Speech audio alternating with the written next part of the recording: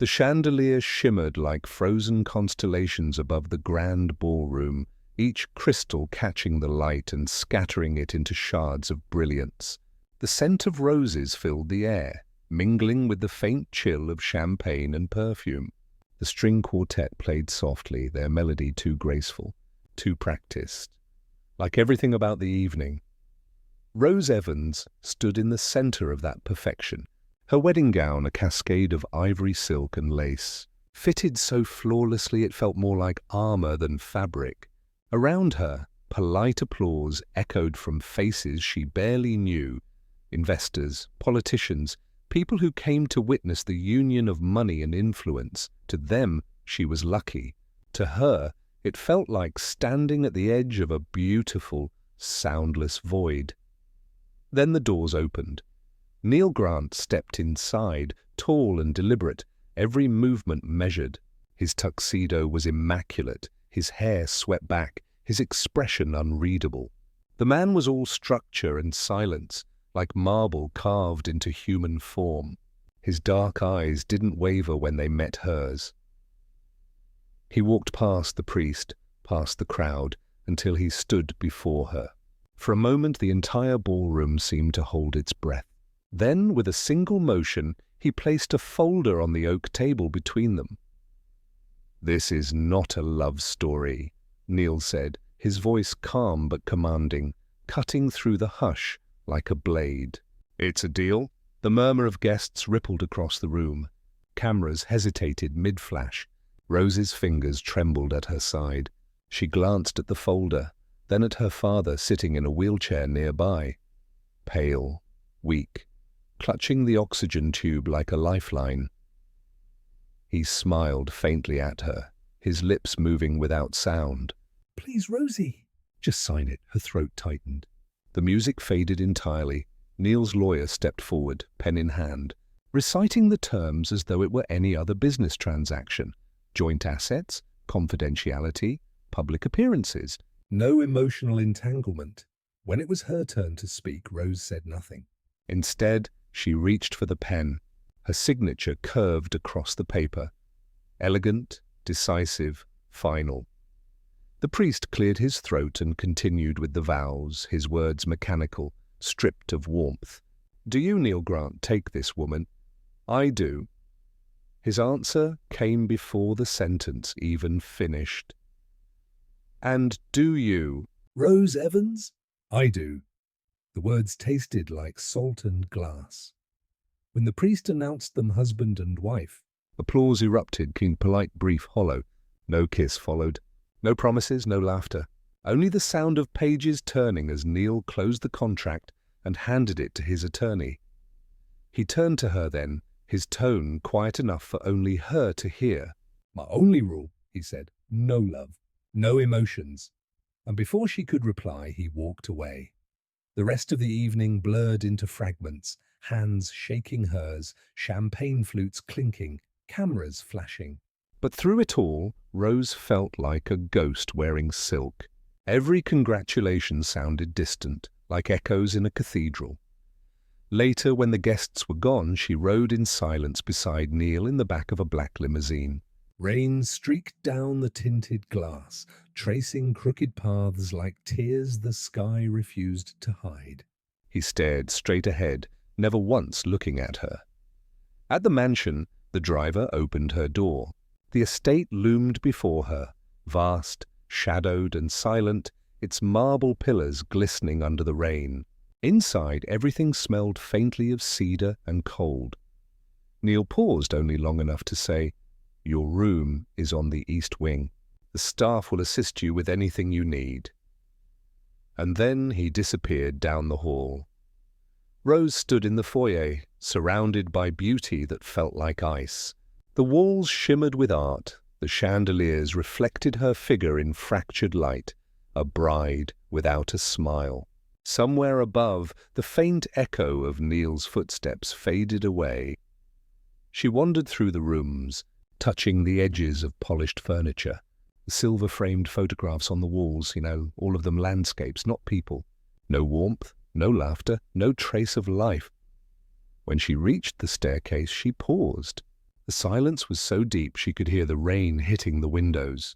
For a moment, she imagined walking out the door, running barefoot through the wet grass, away from the marble, the contracts, the emptiness, but then she remembered the hospital, the machines, the beeping rhythm that had become her father's heartbeat. So she stayed. In her room, she sat at the edge of the bed, still wearing her gown. Her fingers toyed with the silver ring on her hand, heavy, cold, without a glimmer of affection. She could almost hear Neil's voice echoing in the halls below. No love, no emotions. A gust of wind rattled the window. The curtains swayed like ghosts. The house creaked, alive in its own stillness. Rose lay back against the sheets, staring at the ceiling where shadows of rain moved like ink. Somewhere downstairs, the clock chimed midnight, the first hour of a marriage that wasn't a marriage at all. She closed her eyes, whispering into the silence. If this is a deal, I hope someday I'll remember how to feel again. Outside, thunder rolled over the city, and in the vast emptiness of the mansion, the only thing that answered was the echo of her own heartbeat. Faint, but still there. The Grant mansion was a masterpiece of architecture, a blend of glass, steel, and marble that caught the morning light like a blade. The walls were tall, spotless, and sterile, reflecting perfection in every polished surface. But beneath the grandeur, the air carried a quiet chill, the kind that seeped into the bones and stayed there. Each morning, the staff moved like whispers through the halls, efficient and invisible. The ticking of the grand clock in the foyer was the only sound that seemed to belong to the house itself, marking the hours in a place where time did not feel alive. Rose stood by the window of the east wing, her reflection caught against the pale glass. Beyond the manicured gardens, the city skyline glimmered in the distance, a reminder that life was still happening somewhere else, somewhere warmer.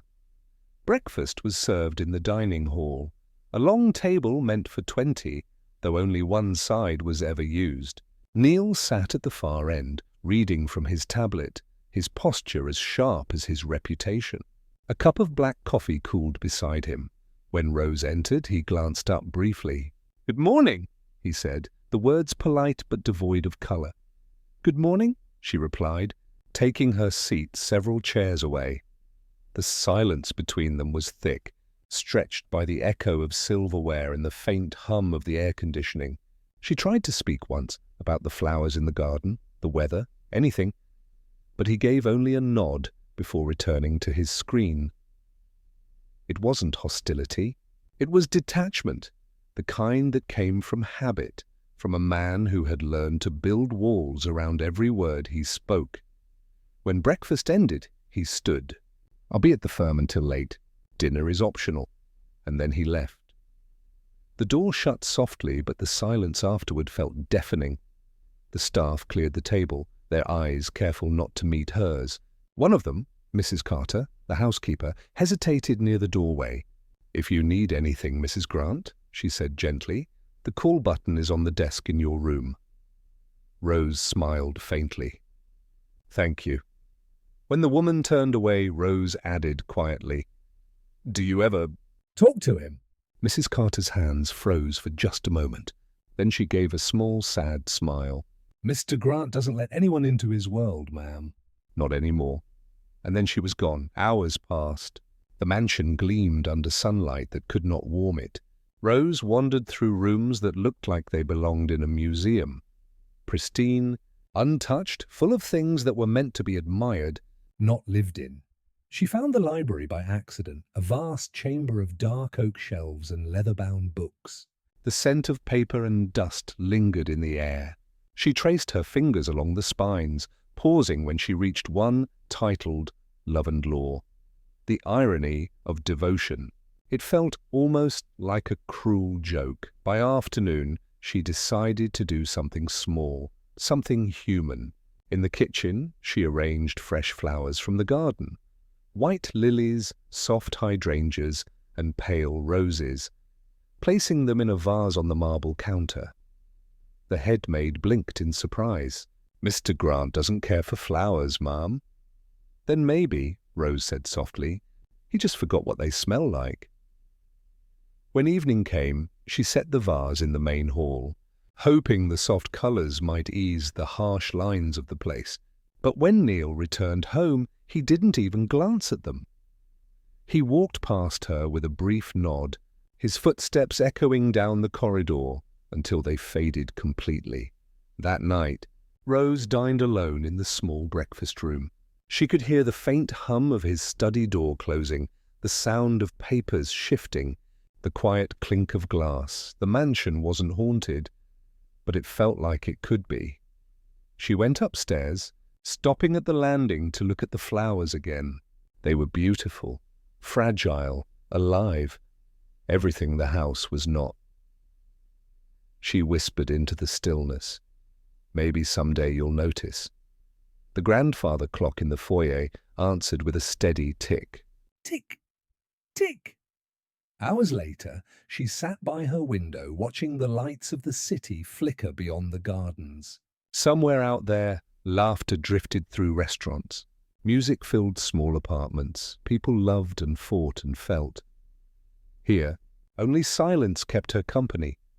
When midnight came, she turned off the lamp and lay down, her eyes tracing the ceiling patterns carved in ivory. In the darkness, she thought about her father, about the way he always said, "Warmth isn't found in houses, Rosie, it's found in hearts." But as she drifted to sleep, she couldn't help wondering if her heart would freeze before it ever found warmth again.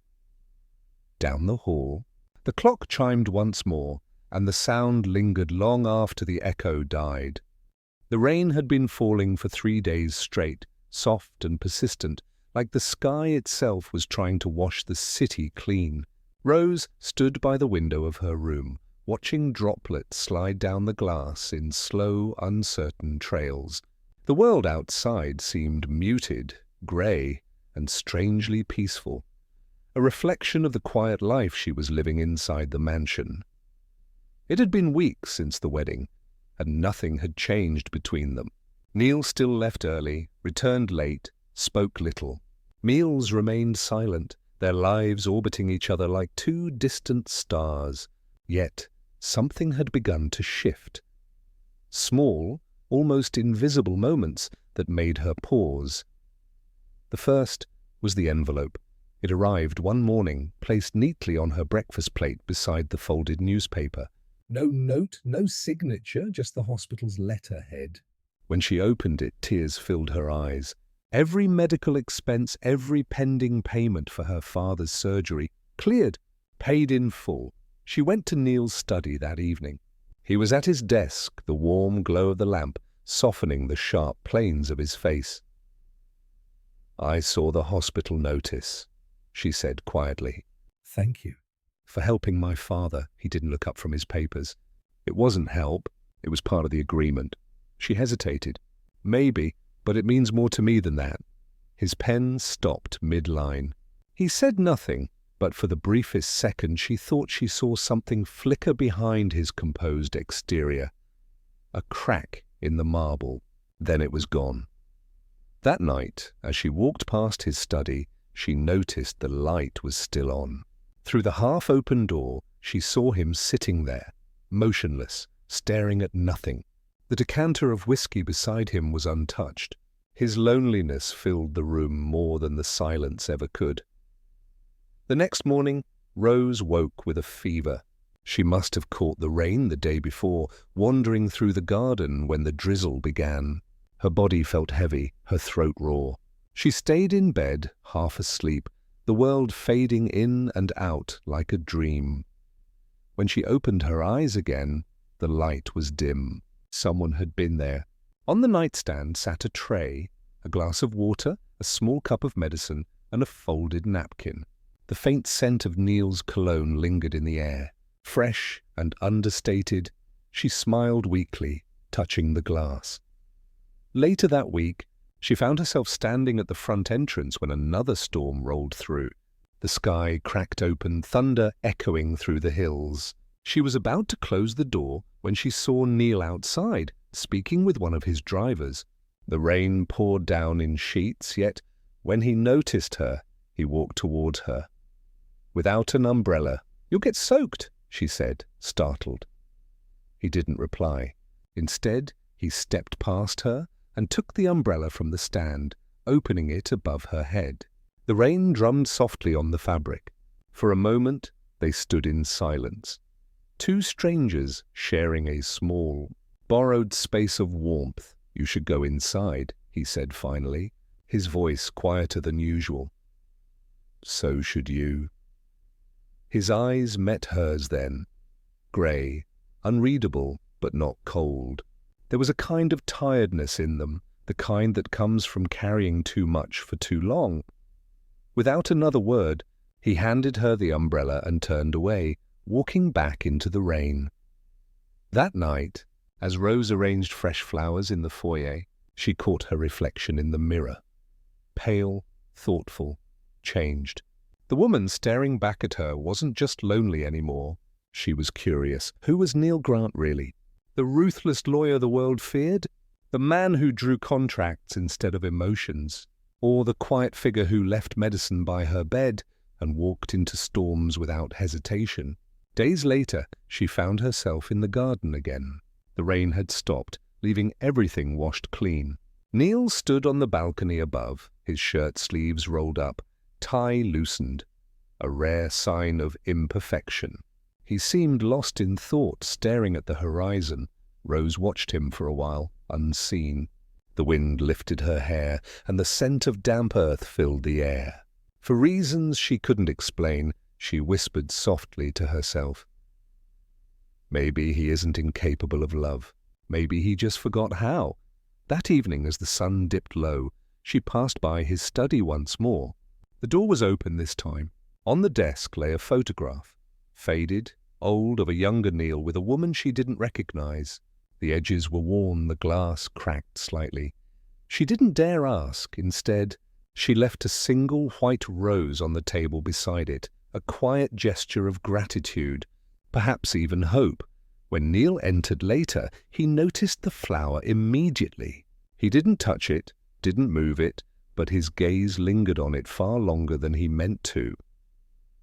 He sat down, staring at the delicate petals until the room blurred around him. For the first time in years, something stirred beneath the layers of detachment, faint, fragile, dangerous, and though neither of them knew it yet, that single rose would become the first thread pulling them closer, slowly unraveling the walls between them. Down the hall, the clock ticked softly, steady, patient, as if counting down to the moment when silence would no longer be enough. The mansion slept under the silver hush of midnight. Every corridor lay wrapped in darkness except for a single light flickering behind the half-closed door of Neil's study. Rose had been wandering aimlessly, unable to sleep. The night air was cool against her skin as she passed the long gallery of portraits. Men in tailored suits, women frozen in elegance, all with the same proud eyes. Generations of Grants, she thought, each one a mirror of the same solitude. As she drew closer to the study, she heard the faint clink of glass. She hesitated, then gently pushed the door open. Neil sat by the window, his back half-turned, a glass of whiskey untouched in his hand. The city lights reflected against the lenses of his glasses, outlining his profile in a soft glow. But what drew her attention wasn't him. It was the photograph on the desk. A woman's smile stared up from the frame. Blonde, poised, the kind of beauty that came with confidence and calculation. She was leaning into a younger Neil who actually looked happy in the picture. Carefree, almost unrecognizable. Rose froze. For a moment she saw something raw flicker across his face. Not the indifference he wore every day, but something closer to regret. "I didn't mean to intrude," she murmured. He didn't turn around. "You're not intruding." You're just... Curious. She hesitated, unsure whether to leave. Who is she? There was a pause. He lifted the glass, staring into it as if the answer might appear there. Her name was Rachel. Was. The past tense was sharp, final. When he finally looked at Rose, his eyes were distant, not cold, but tired, like a man watching the ruins of something that once mattered. She was my partner, in business and in life. Or so I believed, he said quietly. Until she wasn't. He stood, walking toward the shelves. His voice was calm, but each word carried the weight of something once broken. She wanted everything, the prestige, the firm, the recognition. And when she realized she couldn't have them with me, she found someone else who could offer more. Rose's chest tightened. I'm sorry. He let out a short breath. Not quite a laugh, not quite a sigh. Don't be. I learned something valuable from her. Affection is a liability. It clouds reason, weakens judgment. That was the last mistake I allowed myself.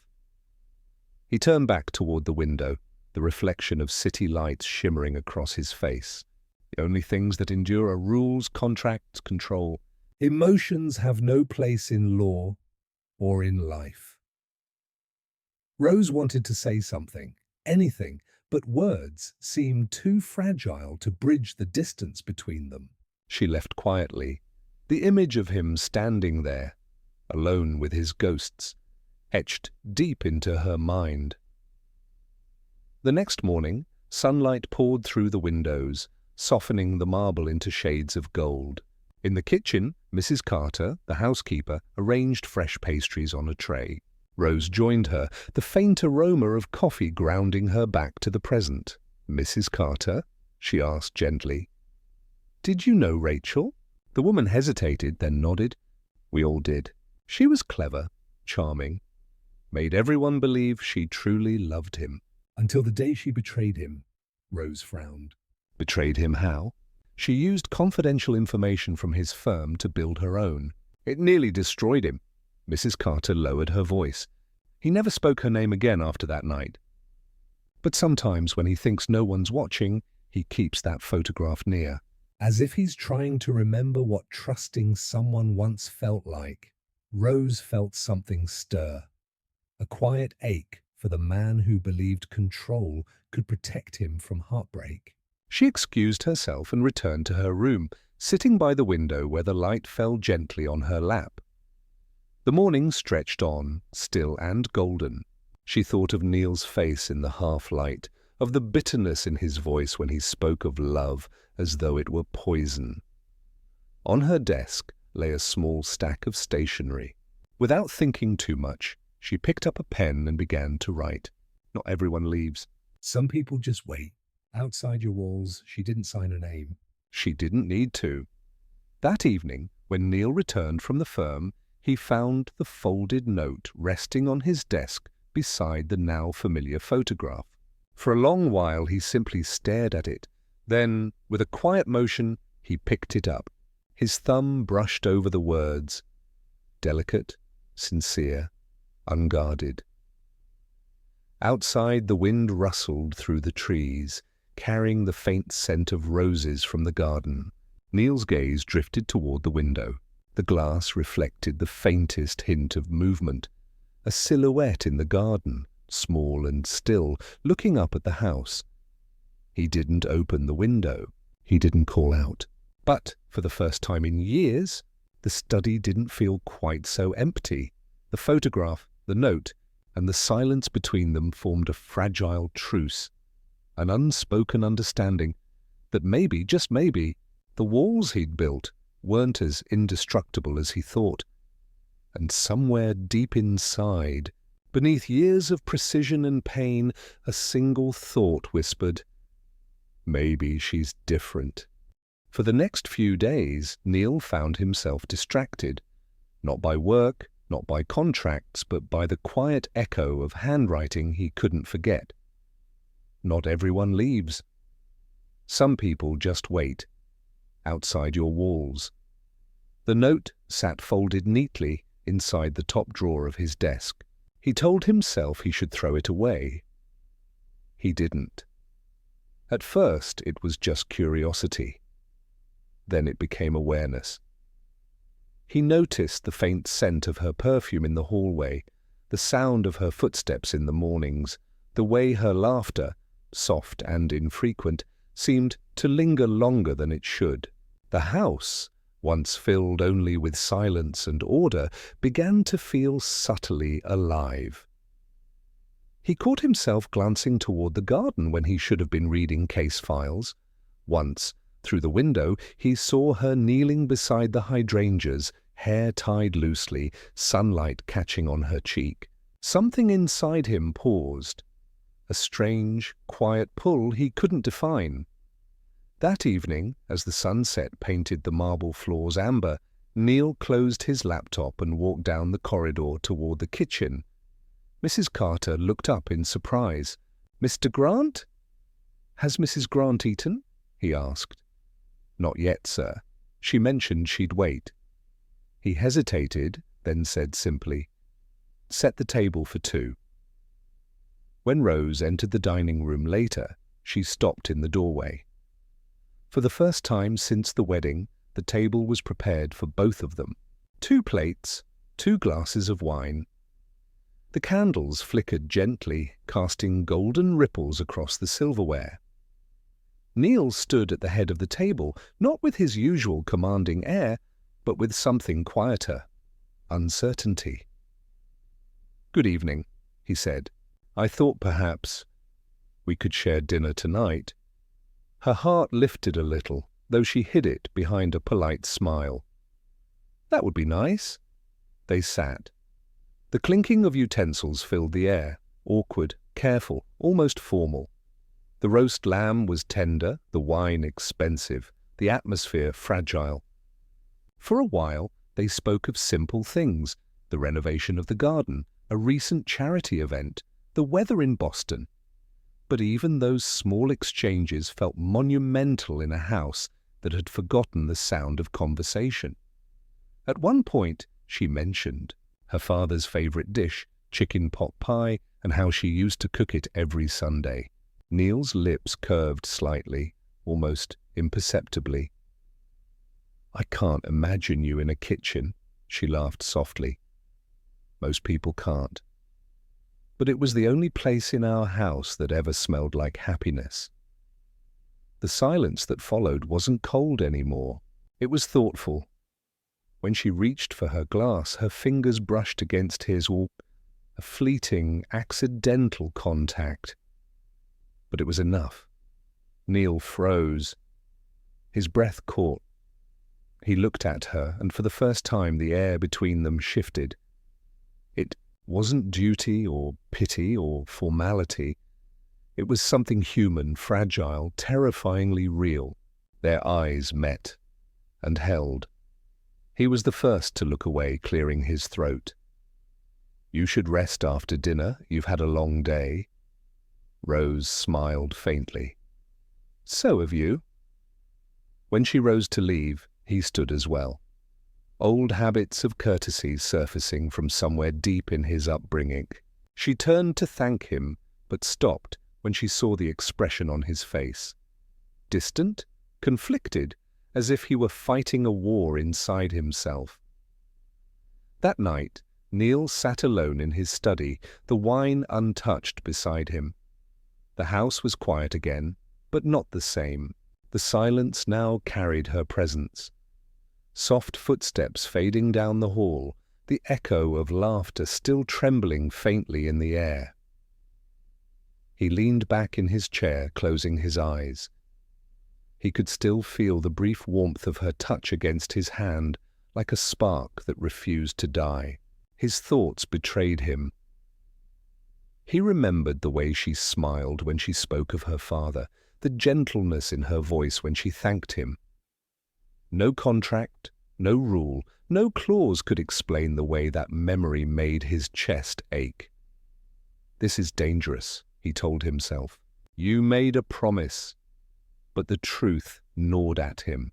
For years he had lived by precision, every action calculated, every feeling controlled.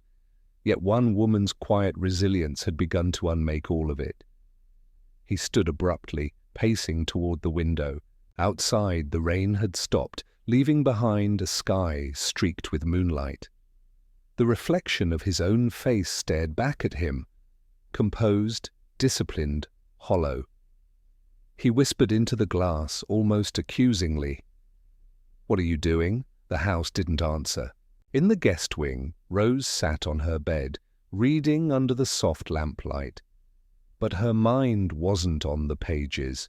It was on him. On the look in his eyes when their hands met, the unspoken conflict behind his calm. For the first time since their marriage, she felt something stir that wasn't just gratitude, it was hope. She closed the book and turned off the lamp, her heart steady but restless. Somewhere across the hall, another light flickered, the one in Neil's study that never seemed to go out. Neither of them slept much that night, indifferent. Rooms behind different doors, both lay awake, thinking of the other, haunted by a feeling neither dared to name. The ballroom glittered like a galaxy. Chandeliers dripping with light, crystal glasses chiming, laughter spilling like champagne. It was the annual Harrington Foundation Gala, the kind of event where every powerful name in Boston gathered to be seen. Neil Grant never missed it. It was where alliances were forged, deals were sealed, reputations maintained. For Rose, it was another world. She stood beside Neil, her gown a soft shade of silver blue that caught the light whenever she moved. The dress had been chosen by his assistant. Elegant, understated, meant to reflect sophistication without drawing too much attention. Yet somehow she did. People turned to look at her, not because she was dazzling, but because she didn't belong to the noise, the excess, the glittering lies that filled the room. Neil, as always, was composed perfection. His posture was impeccable, his smile polite, his tone measured. When he spoke to investors, to politicians, to men twice his age who envied his precision, he was every inch the lawyer the world respected. Untouchable, unshakable.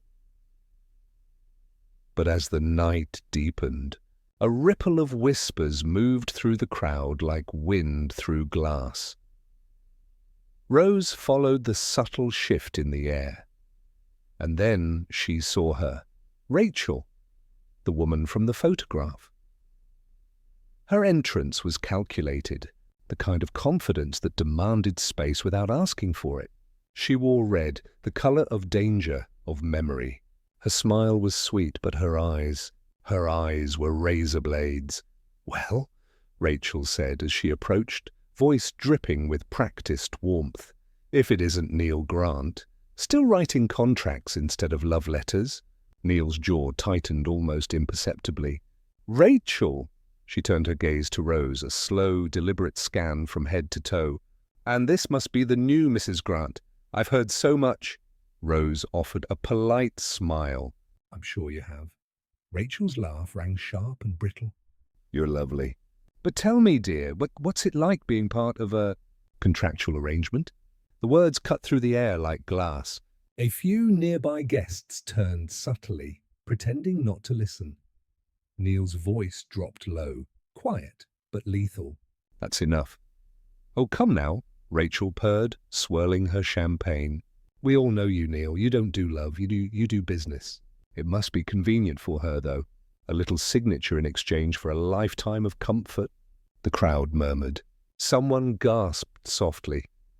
Before Rose could react, Neil stepped forward, his hand sliding around her waist, firm, protective, deliberate.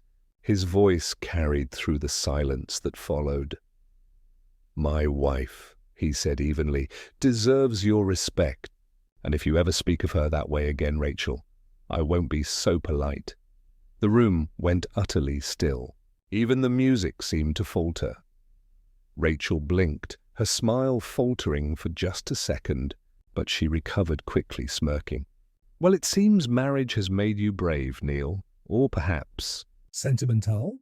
"Neither," he said, eyes hard. just human. For a moment, the two stood facing each other, past and present, colliding in the shimmer of candlelight. Then Rachel tilted her head, drained her glass, and walked away, her heels clicking sharply against the marble floor. The whispers resumed, the music started again, and the world moved on as if nothing had happened. But something had. Rose turned to Neil. His hand was still on her waist, but his expression was unreadable, all trace of warmth gone. She opened her mouth to speak, but he released her before a word could escape. "Let's go," he said simply. They left the gala in silence.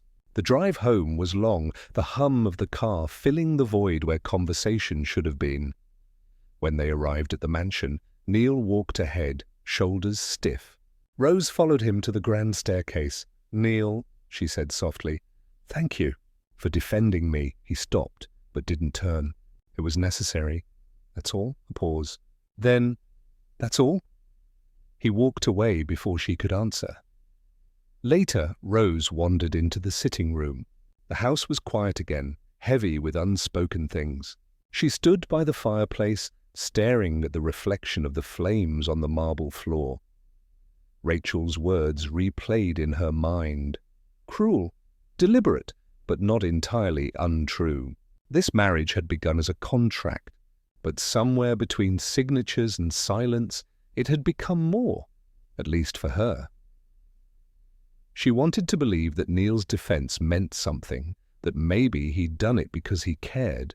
But when she passed by his study, the door was closed again, the light spilling faintly from underneath. The familiar barrier between them restored.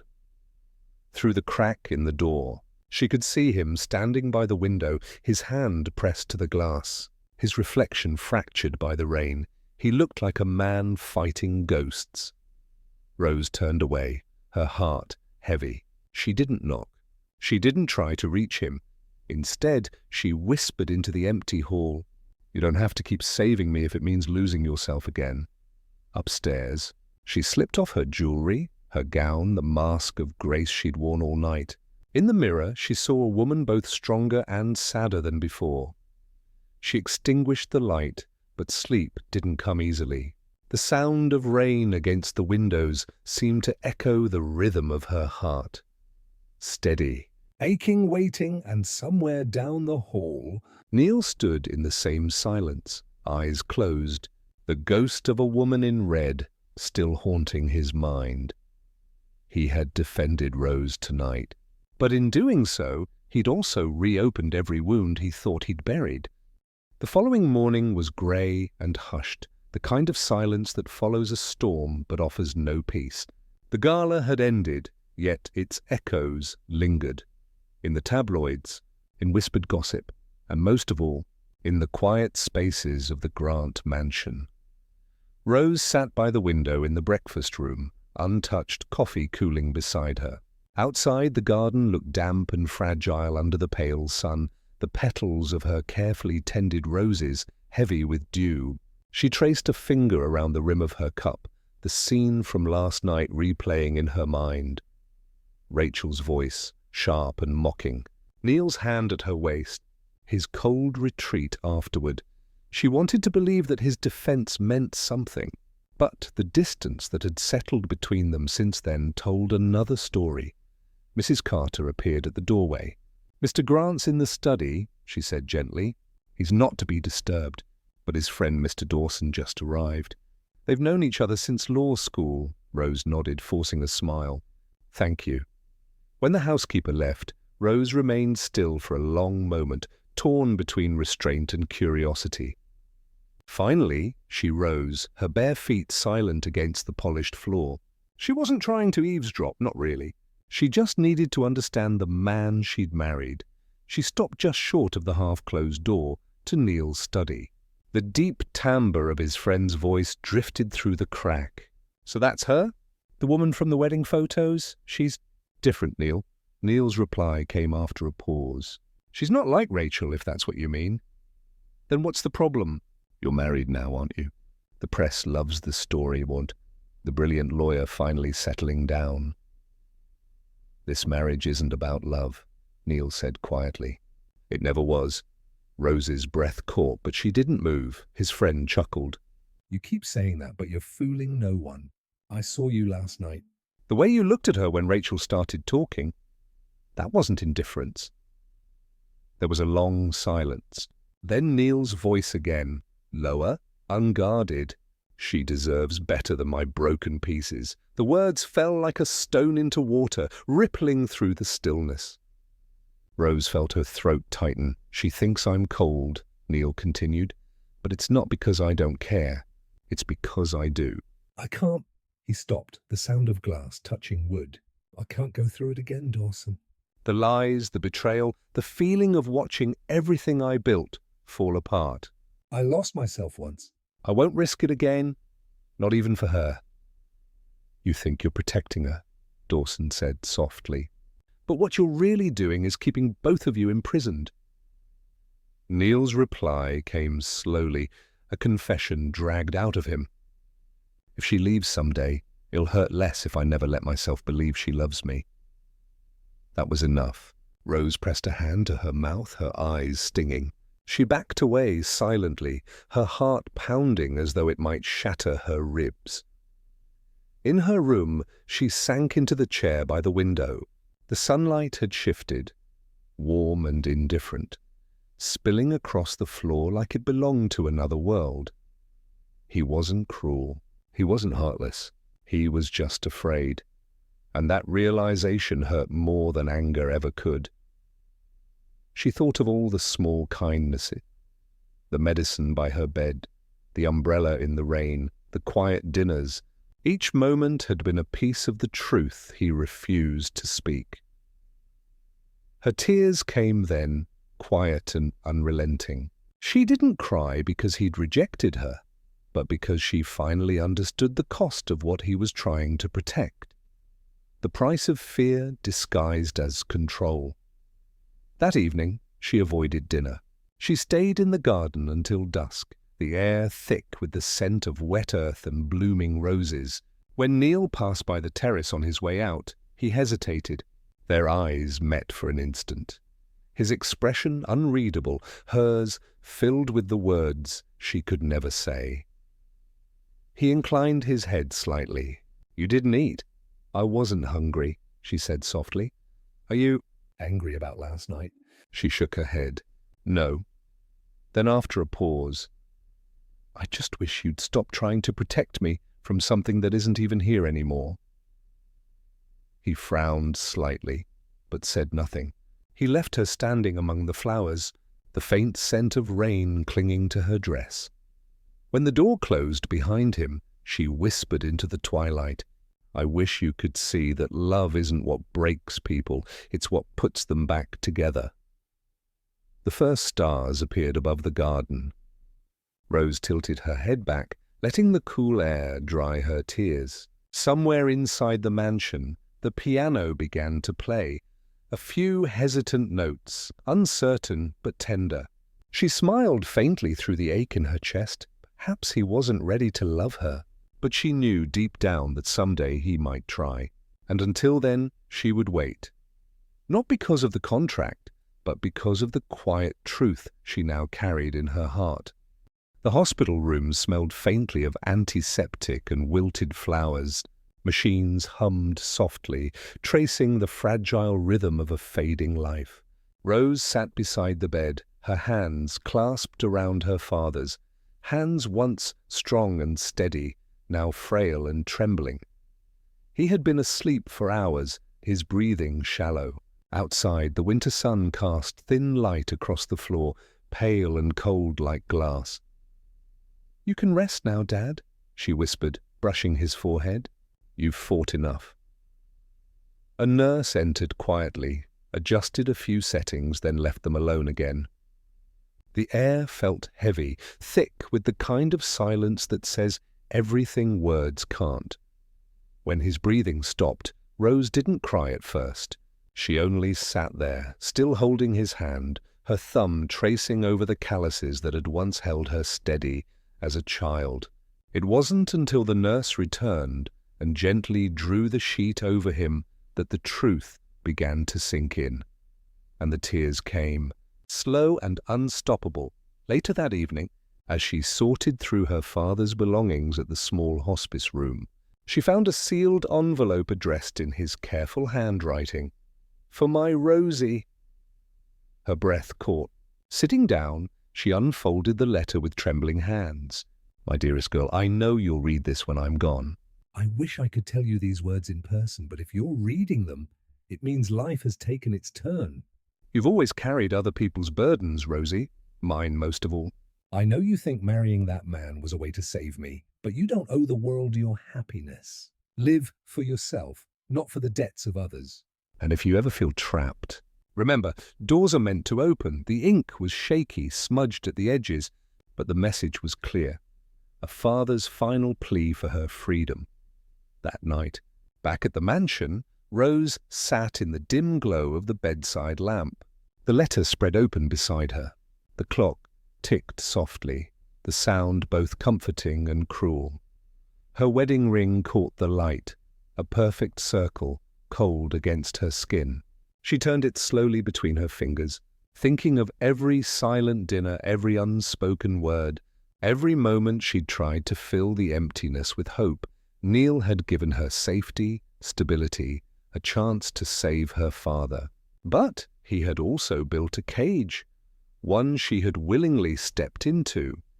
And now, with her father gone, there was no reason left to stay. The decision didn't come as a burst of courage, but as a quiet certainty, the kind that settles deep in the soul and whispers, "Enough." She rose, crossed the room, and sat at the small writing desk by the window. The night outside was still. No wind, no rain, only the distant hum of the city. She took a sheet of paper, dipped her pen, and began to write. Neil, you once told me love had no place in your world. I believed you, while then I tried to live by your rules. But rules don't keep hearts from breaking.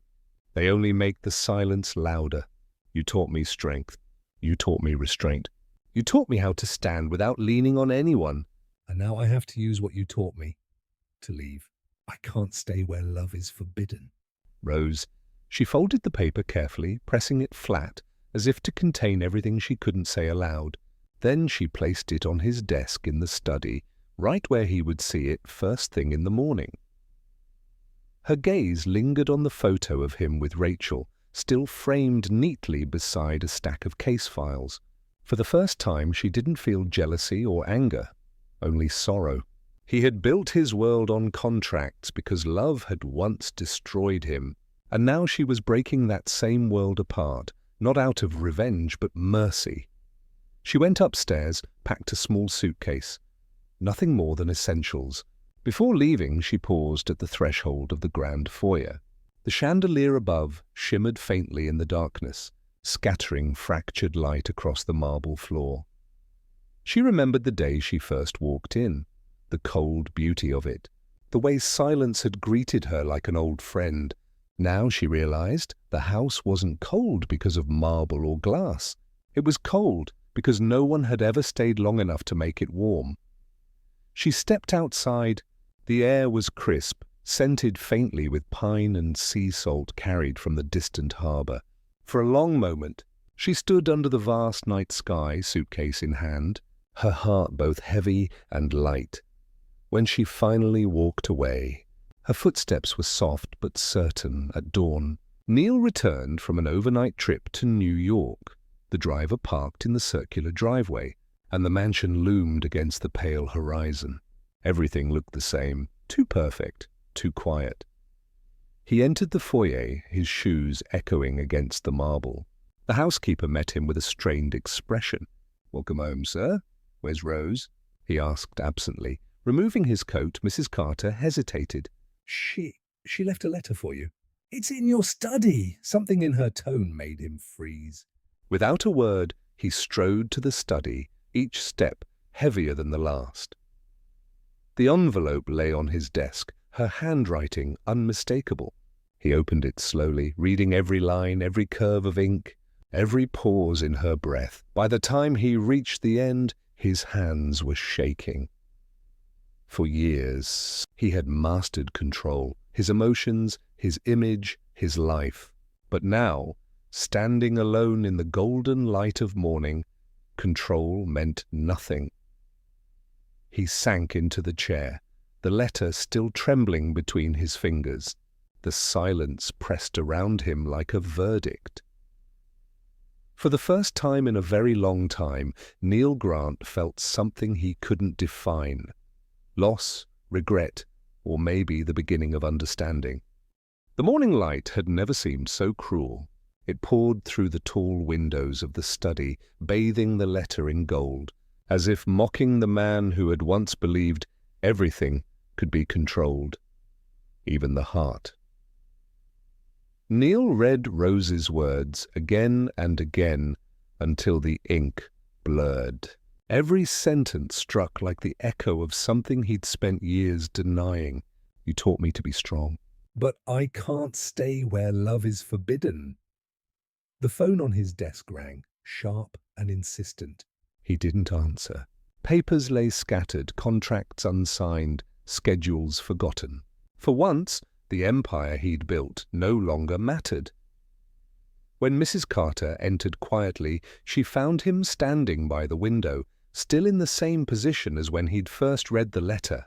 "Sir," she said gently, "do you want me to call—" "No," he interrupted, voice hoarse. "Just tell me where she went." "She didn't say," the housekeeper replied. "Only that she thanked us for everything." Neil closed his eyes, inhaling sharply. Then, without another word, he grabbed his coat and left. He began with the hospital. The nurses recognized him immediately. The famous lawyer, the man whose name was always in the business section. But this time, his voice carried no authority. "Rose Evans," he said. "She visited her father's room last week. Do you know where she went afterward?" One of the nurses shook her head. She didn't leave a forwarding address. Just paid the last bill and smiled. She said she was done waiting, done waiting. The phrase felt like a verdict. He went to her old apartment next, a small building in Cambridge she hadn't lived in since their wedding. The landlord opened the door halfway, squinting. "She cleared out a few things yesterday, left the key and said not to forward her mail." "Nice girl." Neil glanced past him at the empty hallway. The walls were bare, the smell of dust heavy in the air. "She didn't say where she was going?" The man shrugged. Said she wanted quiet. "Somewhere far from all this." The next few days blurred together. Neil cancelled meetings, ignored calls, and vanished from every room that once expected him. Headlines began to appear. Millionaire lawyer withdraws from firm. Neil Grant caught in scandal of the heart. Where has Boston's most feared attorney gone? He didn't care. He searched the cafes she used to visit, the bookstores she loved. In one of them, a small place near the harbour, the barista handed him a receipt with a faint smile. "She used to come here in the mornings." Sat by the window. "Always ordered chamomile tea." Neil turned the paper over. In her handwriting, faint and rushed, were 3 words scribbled on the back. "Peace is earned." He held on to it like a lifeline. Night after night, he returned to the places they'd shared in silence. The garden bench where she read, the balcony where she'd once looked at the stars. The mansion felt emptier each time he came back. The flowers she'd placed weeks ago had withered, their petals falling one by one, leaving only the faint scent of memory. Weeks passed. One night, unable to bear the silence, Neil drove aimlessly through the city. Rain blurred the windshield, turning the streets into ribbons of silver. The wipers moved in a steady rhythm, but his thoughts drowned them out. He stopped in front of her old apartment building again, the windows dark, the world indifferent. For a long time, he just sat there, the engine idling, the rain whispering against the glass. He leaned his head against the steering wheel and whispered, "You broke my only rule, Rose." You made me feel again. The words hung in the air, heavy, honest. Freeing. He didn't know if it was a confession, a surrender, or simply the truth he'd been running from all along? For years, Neil Grant had lived as a man of reason, a man who believed emotions were liabilities, that control was strength. But now he understood what Rose had seen long before he did. Control was just another kind of fear. And love? Love was what terrified him most, because it made him human. He pressed his palms to his eyes, exhaling a shaky breath. In his mind, he saw her, laughing softly under the umbrella, her fingers tracing the rim of a teacup, her voice gentle as she asked him to let someone in. He had let her go because he was afraid to lose her. Now, in her absence, he was finally learning what loss truly meant. By the end of the week, he had made his decision. He signed the papers, transferring his position at the firm, liquidated several properties, and instructed his assistant to cancel every standing contract. When the assistant protested, "Sir, the board will demand an explanation," Neil simply replied. "Tell them I'm done building things that don't last." The man who had spent his life writing clauses, drawing boundaries and defending clients now stood before a blank page. Unsure how to live without rules, but somewhere deep inside, He knew the answer. Find her, not to beg forgiveness, not to reclaim what was lost, but to tell her that the walls had finally fallen. That night, he returned home. The mansion was silent, the same as ever, but it no longer felt like his. It belonged to the ghosts of what he'd refused to feel. He walked through the rooms, pausing in the foyer where she used to place fresh flowers. The vase was empty now, coated with dust. He set down the letter she had left and whispered, "You win." Rose, you taught me what all my contracts couldn't, that nothing worth keeping can be written in ink. For the first time in years, Neil Grant cried. Not from loss, but from the strange, aching relief of finally feeling something real. Outside, the rain slowed and dawn began to break, soft, pale, and uncertain. It was the first morning in a long time that didn't feel like an ending. It felt like the beginning of everything that mattered. The sea was quiet that morning, a soft, endless rhythm that matched the steady breathing of the town.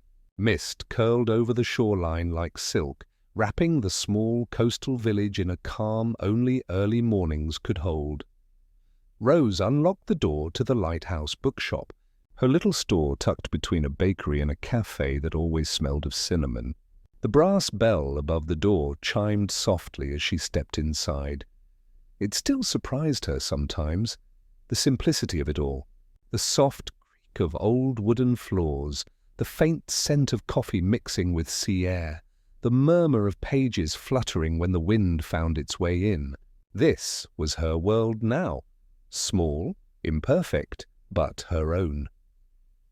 She turned on the lights, humming quietly to herself, and began arranging a new stack of books near the window display.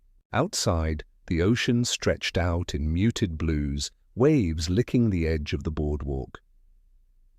It had been 6 months since she'd left Boston. 6 months since the letter.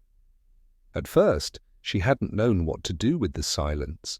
The city's noise had been replaced by the sound of seagulls and the turning of pages, and for a long time that stillness frightened her. But as the weeks passed, it became her comfort. Healing, she realized, wasn't dramatic.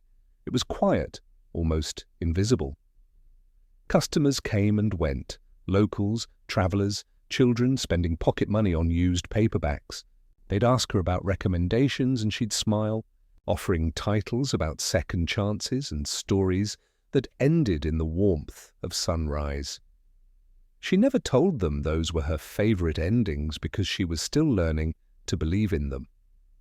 That morning, as she arranged the last few books, she caught sight of her reflection in the window. Her hair tied loosely, her face softer, her eyes no longer shadowed by exhaustion. She wasn't the same woman who had stood trembling in a marble mansion. bound by duty and silence. She was simply Rose again. The bell above the door chimed.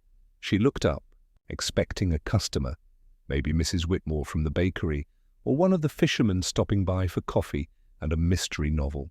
But the figure standing in the doorway stole the air from her lungs. Neil. He looked different. Gone was the tailored suit, the polished composure, the crisp perfection she remembered. Instead, he wore a navy sweater, slightly worn at the cuffs, and dark jeans. His hair was longer, a little disheveled, and his face carried the quiet fatigue of someone who had spent a long time searching. But his eyes, they were the same, though softer now, no longer shielded by pride. "Hi," he said. The words sounded fragile, uncertain. Rose stood frozen, a paperback still in her hand. "Neil," he smiled faintly.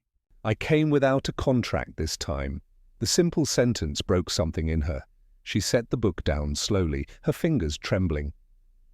"What are you doing here?" "I wasn't sure you'd want to see me," he admitted. "But I needed to try." The bell jingled again as he closed the door behind him. The small shop suddenly felt smaller, or maybe warmer. "I heard you'd left Boston," he said quietly. "I didn't know where you went. I looked for months." Her heart twisted. "Why?"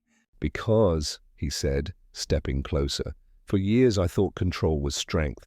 But the moment you left, I realized it was just fear. You were the only thing that ever made me want to be brave." She didn't speak. She couldn't. The sea roared faintly beyond the window, steady and endless. "I gave up the firm," he continued. "Sold most of what I owned. It turns out I don't need much, Rose, just peace. And you taught me what that looks like." Her throat tightened. "Peace doesn't mean forgetting, Neil. It means forgiving yourself too." He nodded, eyes glistening. "I know, I'm still learning." For a long moment they stood there, surrounded by the quiet hum of the shop, the scent of salt and old paper, the ticking of the clock, the whisper of waves beyond the glass. Rose finally broke the silence. "You look tired." He let out a soft, rueful laugh. "I am, but for the first time in years, it's a good kind of tired." She smiled, faint but genuine. "You drove all this way just to tell me that?" "No," he said, taking another step closer. "I came to tell you that I miss hearing you hum when you cook." "That I still think about the way you always left flowers in empty rooms. That you were right. Some walls aren't meant to be built." Her eyes stung. "And what happens now, Neil?" He hesitated, his voice a whisper. "That's not my decision anymore." "It never should have been." Rose looked at him, really looked at him, and for the first time she saw not the man who had broken her heart, but the one who had finally learned how to carry it gently. "I don't know if I can forget what happened," she said softly. "You don't have to," he replied. "Just let me remember it with you." The clock struck 9, its chime blending with the distant cry of gulls. Morning light spilled across the shelves, turning everything gold. Neil's gaze followed the light to the book she'd been holding when he arrived, a worn copy of The Great Gatsby. He smiled faintly.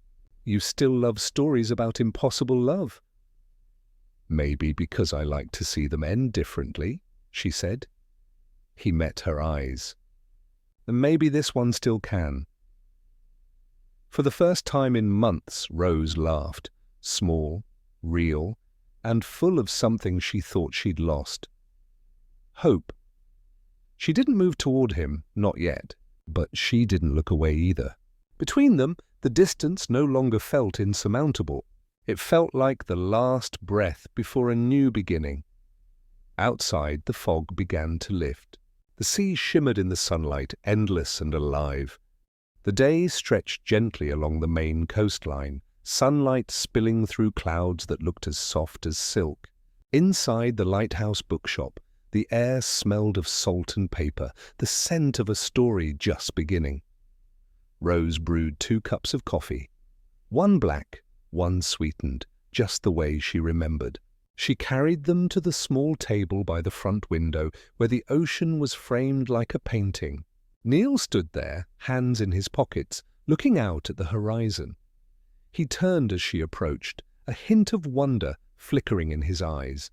"You remembered how I take my coffee." "I remember everything," she said quietly, setting the cups down. "Even the things I wish I didn't," Neil gave a faint smile. "Then maybe that's what love really is. Remembering and still staying." They sat opposite each other, silence stretching comfortably between them. Outside, the waves rolled against the shore, rhythmic and eternal. Seagulls called overhead, their cries fading into the hum of the sea. Rose wrapped her hands around her cup, letting the warmth seep into her fingers. "Do you ever miss it?" she asked. "City, the firm, the noise?" Neil shook his head slowly. "I thought I would." "But it turns out I only missed the illusion and the sense that I was winning something. In reality, I was just losing time, losing me." He met her gaze then, eyes steady and unguarded. "And you?" "I lost you because I thought love was weakness." "But when you left, I realized it was the only strength that ever mattered." Her throat tightened. "Neil, no," he said gently, cutting her off. "Let me say this." He reached across the table, his hand brushing hers. Tentative, searching, real. "I once told you love wasn't part of the deal, but now it's all I have left to give." The words settled between them, fragile and powerful, all at once. Rose didn't pull away. She turned her hand, letting her fingers intertwine with his. "Then maybe it's time we write a new deal," she said softly. "No rules. "No signatures." Just hearts." Neil's smile trembled at the edges as though he couldn't quite believe it was happening. "You're sure?" "After everything I did," she shook her head. "You didn't destroy me, Neil. You broke me open." "There's a difference." A tear slipped down her cheek and his thumb caught it gently. "You're still the bravest person I've ever known." "I had to be," she said, with a small laugh. "Someone had to keep up with you." They sat like that for a long while, watching the sea shift from grey to blue as the sun climbed higher. Every wave that touched the shore seemed to wash away something old, leaving only the present, quiet, forgiving, infinite. At one point, Neil glanced toward the bookshelf behind her. "You have all these stories," he said softly, "and yet I feel like this one, ours, was the one you were meant to tell." Rose smiled. "Maybe I was meant to live it first." He leaned back in his chair, a rare ease settling into his posture. "You know, I used to believe every contract needed a clause, a safety net, something to protect both sides. But love doesn't work that way, does it?" "It doesn't need protection," she said. "Just presence." The wind shifted, carrying the faint sound of laughter from the cafe next door, the low hum of a guitar playing somewhere down the street. Life, simple, ordinary, beautiful, continued around them, unbothered by the weight of what they had been through. Neil's voice was low, almost reverent. "Do you think we get to start over?" Rose looked out the window, where sunlight danced across the water. "No," she said softly. "I think we just keep going, but this time together." He followed her gaze, his hand still holding hers. The ocean stretched endlessly ahead of them, and for the first time it didn't look lonely. A moment later, Rose stood and walked to the front door. She flipped the sign to closed, then turned back to him with a teasing smile. "Come on, let's take a walk." "You owe me one for every time you disappeared into your work." He rose, slipping on his coat. "And I guess I'll be walking for a very long time." They stepped outside, the cold breeze tangling her hair, the sunlight soft on their faces. The boardwalk stretched before them, lined with gulls and salt-stained benches. Neil reached for her hand again, this time without hesitation. As they walked along the water, the world seemed quieter, clearer. No contracts, no walls, No unspoken rules. just two people who had finally learned that love wasn't about perfection. It was about choosing to stay, even after the pieces had fallen apart. At the edge of the pier, Rose turned toward him. "Do you remember the first thing you said to me?" she asked. He smiled. Of course. This is not a love story. "It's a deal," she nodded. "You were wrong, you know." "I know," he whispered, his breath brushing against her temple. "But I'm glad I was." The sea breeze carried their laughter into the open air, where it mingled with the crash of waves and the cry of distant gulls. Above them, the clouds broke apart, and sunlight poured down, warm, golden, endless. They stood there, two silhouettes against the horizon, and for once there was no past to run from. No future to fear, just the now, bright and alive like the beginning of everything.